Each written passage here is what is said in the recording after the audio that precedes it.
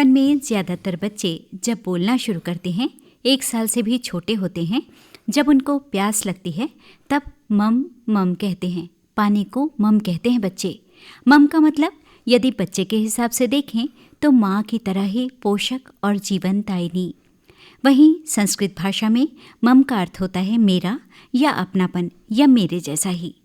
बालपन में बच्चे द्वारा पानी के लिए मम पुकारना कहीं ये तो इशारा नहीं है कि पानी को माँ की तरह, ममत्व की तरह समझें, उनको सहेजें, संरक्षण करें और सम्मान करें।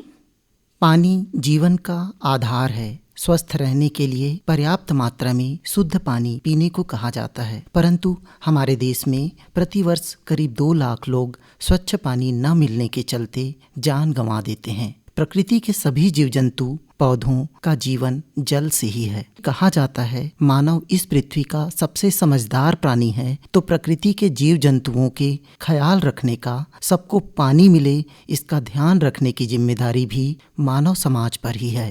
गर्मी के दिनों में कई जीव जंतु पानी की तलाश में गांवों की तरफ रुख करते हैं और कई बार जीव जंतुओं को मानव समुदाय द्वारा नुकसान भी पहुंचाया जाता है। जीव जंतु पानी की तलाश में कुएं के पास आ जाते हैं और कभी कभी यदि कुएं में जगती न बनी हो, बांध न बना हो या टूटे फूटे कुएं हो तो उसमें गिर भी जाते हैं।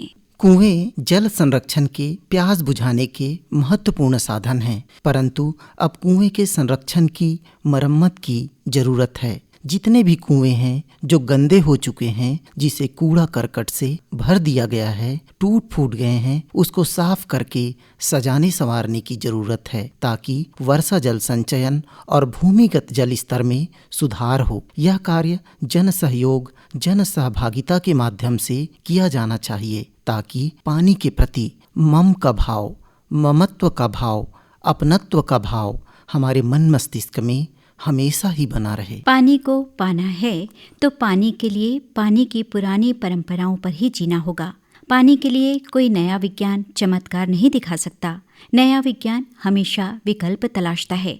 मतलब कुओं से अगर पानी घटा तो पाताल से पानी लाने के तरीके ढूंढे जाते रहे हैं। पानी की गुणवत्ता खत्म हुई तो प्यूरीफायर ने जगह बनाई या फिर पानी की बोतलों का व्यापार खड़ा हो गया।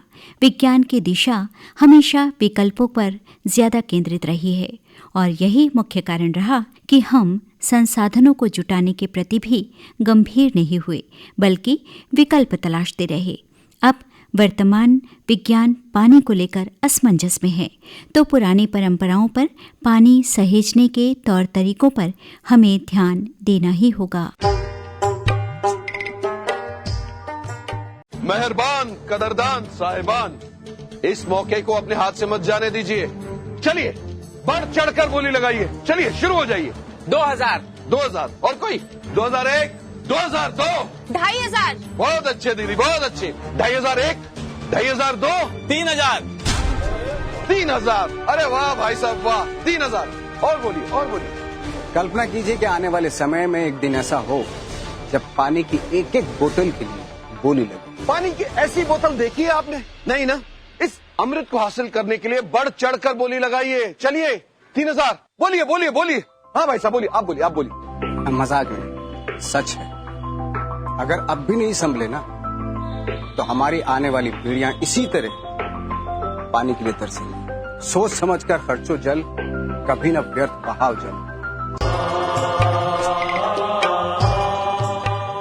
आज भूजल स्तर तेजी से गिरता जा रहा है। भारत में 60% सिंचाई हेतु जल और लगभग 85% पेयजल का स्रोत भूजल ही है।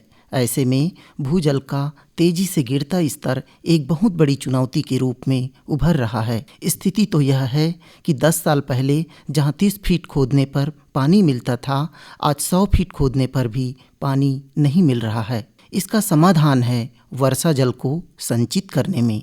यह काम हमारे देश में होता था, बाद में इसमें शिथिलता आई। आज एक बार फिर जल संरक्षण के पुराने और पारंपरिक तरीकों को अपनाना समय की आवश्यकता है। हमारी संस्कृति में जितना महत्व कुएं, नदियों और पोखरों का है, उतना ही महत्व तालाब का भी है। तालाब सिर्फ ग्रामीण संस्कृति के ही नहीं, कस्बों और शहरों की पहचान हुआ करते थे और तालाब हमारी जल परंपरा थी। तब तक देश में पानी की कोई किल्लत नहीं होती थी। इस बारे में पर्यावरणविद श्री अनुपम मिश्र जी कहते हैं, लोग एक दूसरे से मिलते थे तो ये नहीं पूछते थे कि तुम्हारे शहर की आबादी क्या है, पूछते थे कि कितने तालाब हैं तुम्हारे शहर में। छत्तीसगढ़ की एक छोटी सी जानकारी हमको किताब लिखते समय मिली कि 126 तालाबों का बसावट शहर आदर्श माना जाता था और उसमें कहावत थी 6 आगर 6 कौड़ी। इसका गुणा भाग करने से 126 का आंकड़ा आता है।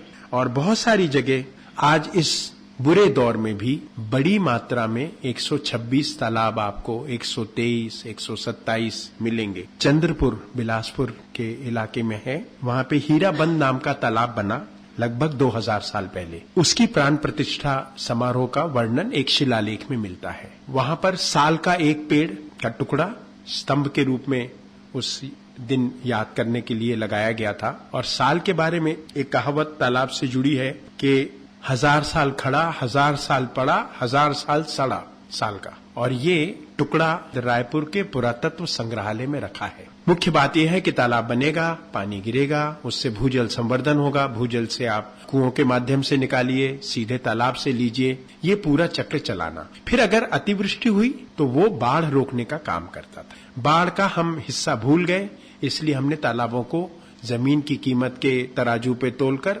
बेकार माना और छोड़ दिया। ये जो कीमती जमीन हम तालाब से निकालेंगे, ये किस दिन डूब जाएगी इसकी कोई गारंटी नहीं है।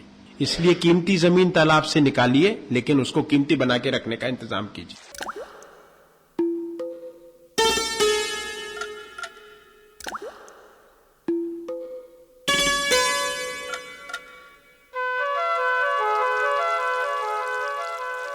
आजादी से पहले देश में तालाबों की संख्या 24 लाख थी। आज देश में तालाबों की संख्या घटकर 5 लाख रह गई है, जिसमें से 20% तालाब बेकार पड़े हैं। उनमें या तो पानी नहीं है या फिर लोगों ने अपने घर का कचरा डालकर कूड़े का ढेर बना दिया है। जो राज्य सूखे की मार झेल रहे हैं वो कभी तालाबों से सराबोर रहा करते थे। बाद में विकास के नाम पर आधुनिकता का बीज बो दिया गया और लोग अपनी तालाब संस्कृति को भूलने लगे, जिसके चलते तालाबों के संरक्षण और सुरक्षा की परंपरा धीरे धीरे खत्म होती गई। आज उसी का ये नतीजा है, हर जगह पानी के लिए त्राही त्राही मची हुई है। इस बारे में श्री अनुपम मिश्र जी कहते हैं, रेगिस्तान में छेरछेरा की तरह एक पर्व होता है, उसमें बच्चे चादर लेके निकलते। चादर तो दूसरे संप्रदायों में भी लोग लेके निकलते हैं चंदा करने, पर ये चंदा सिर्फ तालाबों की मरम्मत में जाता था और वो चादर लेके निकलते थे ठीक बरसात से पहले और कहते थे कि उसका एक विशेष नाम है कि पालर पानी भरने के लिए। पालर पानी यानी वर्षा का पानी भरने के लिए, जिसको अंग्रेजी में रेन वाटर हार्वेस्टिंग कहते हैं। उसके आपको 500 साल पुराने गीत मिल जाएंगे। रेन वाटर हार्वेस्टिंग के बदले पालर पानी भरने के लिए हमें कुछ भी दो, और पैसा नहीं लेते थे। वो अनाज लेते थे, पिसा हुआ आटा, और उसकी गुड्डी बनाकर फिर सब बच्चे मिलके खाते थे। और फिर आसपास के सब गांव के बच्चे मिलके तालाबों का चक्कर लगा के जाते थे कि कहाँ क्या टूट फूट है, कितने काम करने से ये तालाब ठीक हो जाएगा। वो अपने बड़ों को रिपोर्ट करते थे और फिर उसके बाद होता था। देव उठनी 11 से तालाबों की यात्रा निकलती थी हमारे देश के कई हिस्सों में, क्योंकि मानसून बीत गया, जो कीचड़ है वो इस बीच में सूख गया, अच्छा आकाश हुआ, अच्छी धूप निकली और अब मिट्टी में कुदाल चलाई जा सकती है, फावड़ा चलाया जा सकता है। अच्छा काम करना है तो देव उठनी पर तालाब का काम शुरू कर दो। और जो काम नवंबर में शुरू होगा, दिसंबर, जनवरी, फरवरी, मार्च, अप्रैल तक जाते जाते काम पूरा हो जाए और फिर मई में थोड़ा उसको और परख लो कि ठीक बना कि नहीं बना, जून में मानसून वरुण उसको भरना शुरू कर दे। ये सारा कैलेंडर बना के रखा था लोगों ने। छत्तीसगढ़ में कभी बड़े बड़े तालाबों का क्षेत्र हुआ करता था। छत्तीसगढ़ में 1 लाख से ज्यादा तालाब थे, जिनकी संख्या अब घटकर 37,287 हो गई है। जांजगीर चांपा के अकलतरा के नरियरा गांव में 100 एकड़ क्षेत्रफल में सागर तालाब, 99 एकड़ क्षेत्रफल में ऐतिहासिक भीमा तालाब है। बलौदा बाजार के पलारी में 150 एकड़ में फैले विशाल बाल समुंद तालाब लोगों की आस्था के साथ साथ प्रवासी पक्षियों के रहवास का अनुकूल केंद्र भी है। राजनांदगांव जिले की विशिष्ट पहचान है रानी सागर, बूढ़ा सागर और मोती तालाब।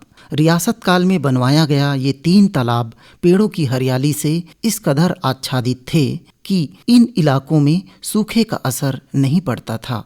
यद्यपि 1965-66 में भीषण अकाल पड़ा और लगातार 3 साल तक बेहद कम बारिश होने के कारण रानी सागर पूरी तरह सूख गया था। जगदलपुर के दलपत सागर झील को बारिश का पानी जमा करने के लिए 400 साल पहले राजा दलपत देव द्वारा बनवाया गया था। छत्तीसगढ़ में तालाबों से जुड़ी कई विशिष्ट मान्यताएं हैं। राजा बालंद के बारे में कहा जाता है कि वो कर के रूप में लोहा वसूलता था और फिर तालाब खुदवाता था। छत्तीसगढ़ की लोक कथाओं और लोकगीतों में तालाबों के महत्व को सुना जा सकता है। सरगुजा अंचल की लोक कथा में जिक्र है कि पचिमाहा देव ने 700 तालाब खुदवाए थे। अहिमन रानी और 9 लाख ओडिया की गाथा में तालाब खुदता है। तालाब स्नान, पूर्वजों द्वारा निर्मित तालाब और तालाब के पार में फलदार वृक्षों का वर्णन है। आइए सुनते हैं अहिमन रानी की इस गाथा को।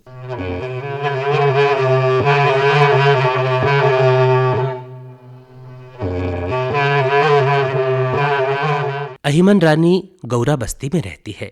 एक दिन अहिमन रानी अपनी सास से कहती है, गौरा शहर के सगरी तालाब में स्नान करने जाना चाहती है। आज शिवरात्रि है और वहां उनके पुरखों का बनवाया हुआ शिव मंदिर है, वहां पूजा करके आना चाहती है। अहिमन रानी की सास कजरा माता समझाती है कि आज का दिन ठीक नहीं है, वो कहीं नहीं जाए, यहीं घर में स्नान करके पूजा पाठ कर ले। परंतु अहिमन रानी बार बार अपनी सास से अनुरोध करती है कि अपनी सहेलियों के साथ जाकर सगरी तालाब में स्नान कर शीघ्र लौट आएगी। अंत में उसकी सास अनुमति देकर पालकी सजाने कहती है, तो अहिमन रानी मना कर देती है कि वो पैदल ही जाएगी और सहेलियों को लेकर सिर पर घड़ा रखकर निकल पड़ती है। और यही मर रानी शहर में रहा भैया होगा। अरे वारे आओ वारे यही मान मोरा ये दे आओ बोलेगा। अरे सगरी नहाय के दाए बोला ये दे बाड़ा सखेना। सगरी नहाय दाए बोला सोटे आओ दे देवे हो।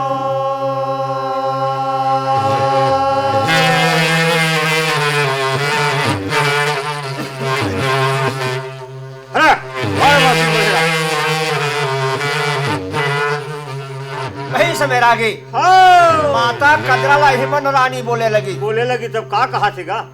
देख दाई में गौरा सार में जब से आया मई के लिए तब से मैं देश गौरा ले मैं बाहर में नहीं निकले।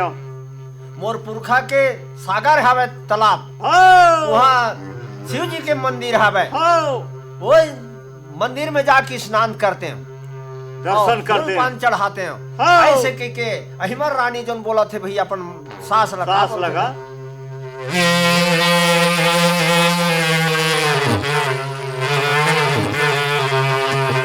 देख बेटी अहिमन, मैं के लिए ससुराल आया गौरा शहर में आया बस। सब चीज कुआं बौली हमार घर में हवे, यह तो स्नान कर ले। सागरी नहा के तय शौक मत कर और सागर में जावे आज के दिन ठीक नहीं है। अस्कुन हवे ऐसे के माता कजरापन बहु लगी समय आगे वो दरिया के पार में गी सागर में चारों मुड़ा आम के बगीचा रहेगा। चारों मुड़ा दरिया में पचरी बंधा रहा है।